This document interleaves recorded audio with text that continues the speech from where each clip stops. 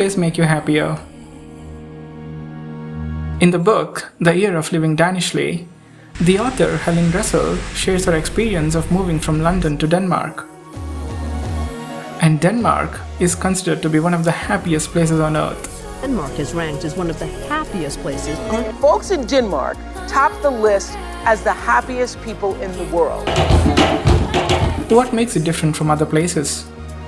And will I be happier just like the author if I visit the place? There is only one way to know.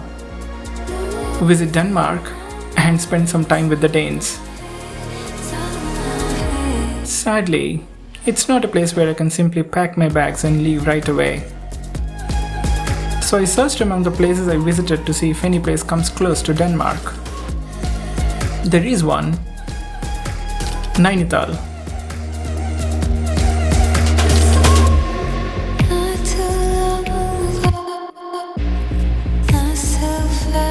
For Helen, free education, work-life balance, government support, and community activities are all factors that make Denmark a happy place.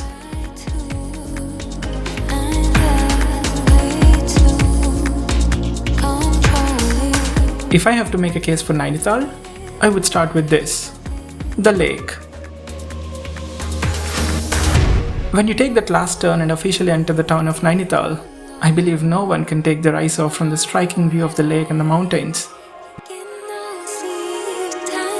If you visit the library, you'll be equally amazed by its British era architecture, as well as the quiet and magnificent lake that lay next to it. If you go to the Naina Devi temple, you can see both the beauty and the vastness of the lake. Even from the Gurudwara, you have a window that looks down over the majestic lake. You can clearly see how the presence of the lake makes all these places even better.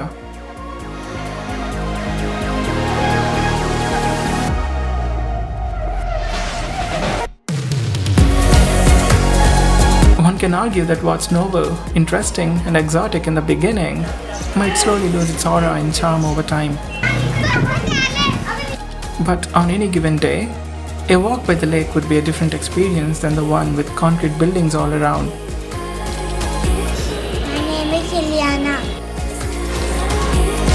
During one of these outings, someone pointed at the camera I was holding and asked if I were a YouTuber.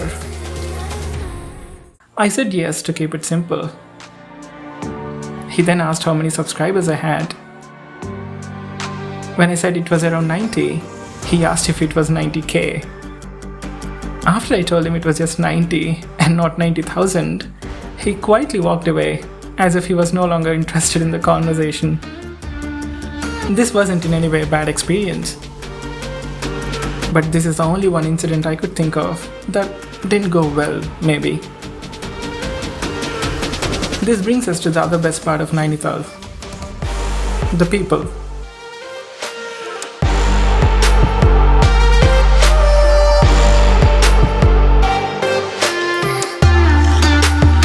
And when I say people, it includes both the locals as well as the visitors. I visited Nainital in the month of June, when it was scorching summer in most parts of India. But here it was different. The weather was so welcoming that you could roam all day with a backpack and not feel the burden of the sun. That's what makes summer the peak travel season in Nainital.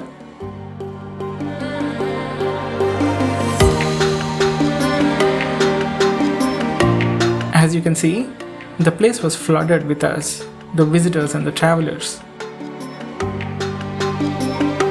Though it looks a bit crowded, all these people who were on a vacation with family or friends made the place more lively.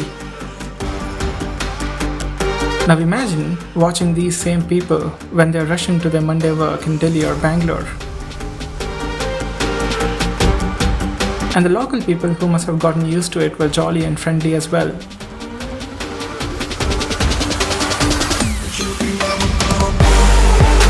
Whether I was in a restaurant for food or walking through the streets, the people I came across had only been nice and kind. Smile! Talking of local people, I met these kids again for the second time. That's Siam, Arman, and Haya. It was nice meeting them again. And it's no surprise, these kids have highly influenced my liking for Nainital. And this wasn't the last time I had met them.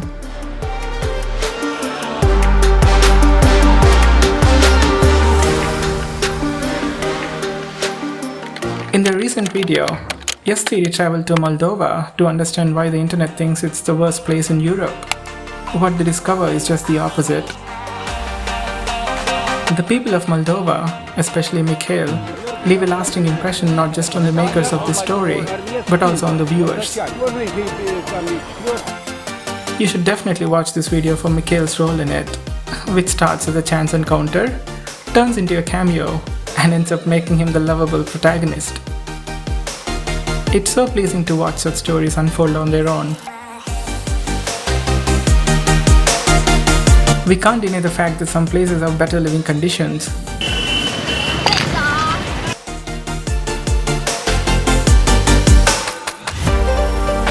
But people are people, no matter where we live.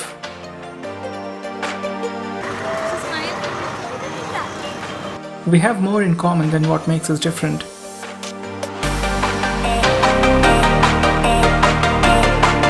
And most of the time, a place and people reciprocate our attitude and approach towards them.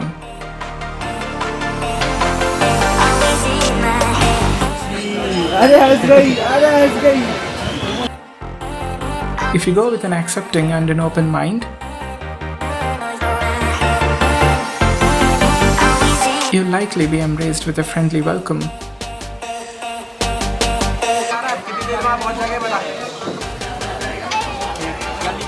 And one last thing before you leave.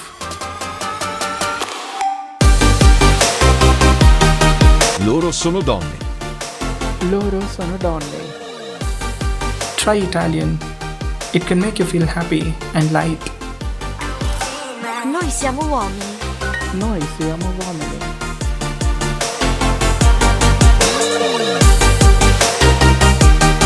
Hope we meet again in the next story. See you soon. Yeah.